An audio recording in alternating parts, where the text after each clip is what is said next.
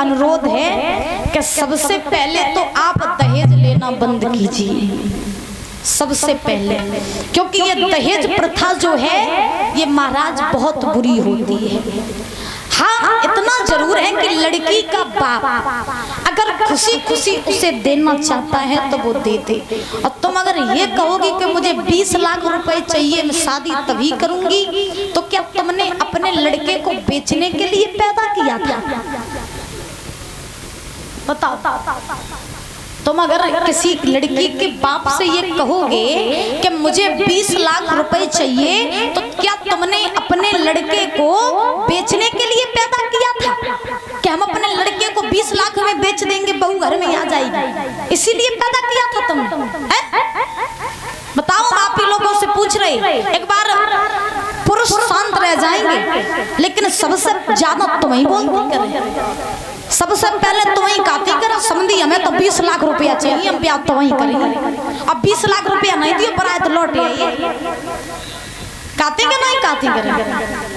तो मेरी माँ, ये जो भी आप लोग करते हो ये करना छोड़ दो, क्योंकि घर में अगर बहू संस्कारी आ गई तो तुम्हारा जीवन सफल है। और बहू अगर संस्कारी ना आई तो 20 लाख रुपया देख देख के जीती रही हो, बहू तुम्हें रोटी नहीं दी।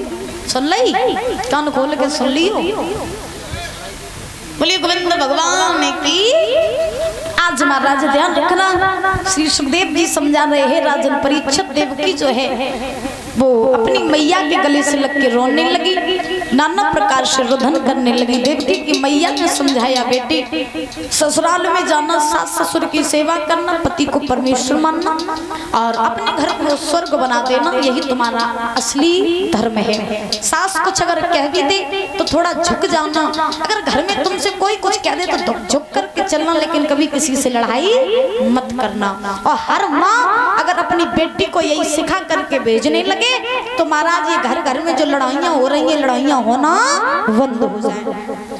और सही बताए ना, तो घर में बहू जो बिगड़ती है और घर में बहू जो लड़ाई करते, मास्टर साहब जो किन के पीछे करती, जो माई के वाली मैया के पीछे। सही बताया ना तुम्हें, जब मैं के वाली मैया के पीछे लड़ाई करती करे जासो। क्या मैंने तो देखी अपनी आंखें कि महाराज बिटिया को ब्याह हो जाए, बिटिया ससुर जावे, फिर देखो जो एक घंटा फोन पे चिपकी रहा है। अब तुमसे अगर पूछी जाए कि तुम अपनी बिटिया से क्या बात करती हो, पूछी तुमसे जाए कि तुम एक घंटा बिटिया से क्या बात करती हो, जई तो बात करती हो कि मम्मी आज मेरी सास ने ऐसे ऐसे कही और जा कही बा कही, और मम्मी कह देती तुम चिंता न करो, ससुरे में दब के न रहियो, कोई बात होवे तो हमें बताइयो, भैया को भेज के तुम्हें तुरंत घरे बुलवाई। तो घर जो टूट रहे हैं जो और काऊ के कारण नहीं, जो केवल और केवल मैं के वाली मैया के कारण टूट रहे। ये बात मेरी गांठ बांध लेना और ध्यान रखना, तुम्हारा हक तुम्हारी बेटी के ऊपर तभी तक है जब तक तुम्हारी बिटिया तुम्हें ढेंगा है, तब तक। अब बिटिया की शादी कर दो, बिटिया ससुराल चली जाए तो फिर तुम्हारा अधिकार उस बेटी के ऊपर से खत्म हो जाता है। तो ससुरे में बिटिया पे हड़की न जमाओ करो, सुन ली मैया। हाँ, जना कहो करो कि तुम ससुरे में तो लौट आओ, भैया को भेज देवे। और ससुराल वाले ने कि महाराज ये फंडा बहुत बुरे हो तो करे। बताया भी था कि दीवार बिगाड़े यारो, घर बिगाड़े सारो। दीवार बिगाड़े यारो, घर बिगाड़े सारो। बुजुर्गो होशियारी से रहियो, घर में कितनी लड़ाई हो जाए लेकिन ससुराल वाले ने कबू ना बोला। ससुराल वाले जब बंटा डार करके चले जाते। बोली राधा रानी सरकार की। आज देवकी की मैया ने देवकी की विदा की, तब तक कंस आ गया।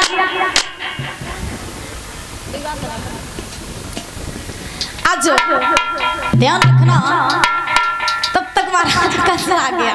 कंस आया तो कंस ने देवकी को देखा तो देवकी आज कंस के गले से लग के रोने लगी। और रोने के बाद में आज कंस ने देवकी से कहा, बहना कि जाओ बहना खुश रहना, और बस ये आशीष हमारा,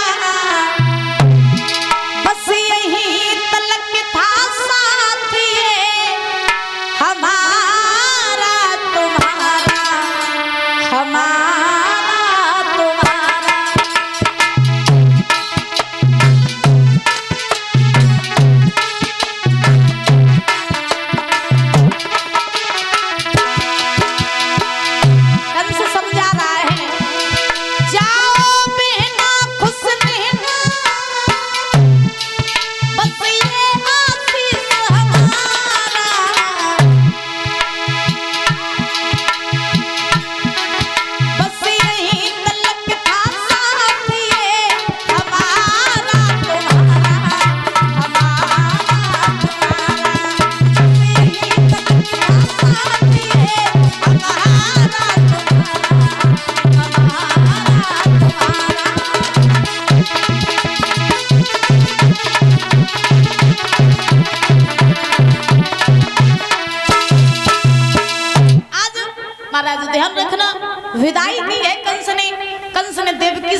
देना, ऐसा करो तुम मेरे रथ में बैठ जाओ।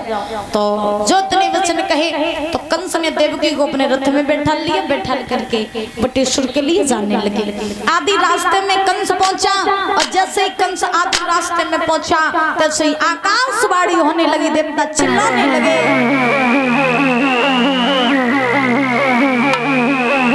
हे कंसराज, जिस बहन को तुम इतनी हंसी खुशी के साथ में विदा कर रहे हो, अरे तुम्हें नहीं पता है तुम्हारी इसी बहन देवकी के गर्भ से 8वां बालक जन्म लेगा जो तुम्हारा काल होगा।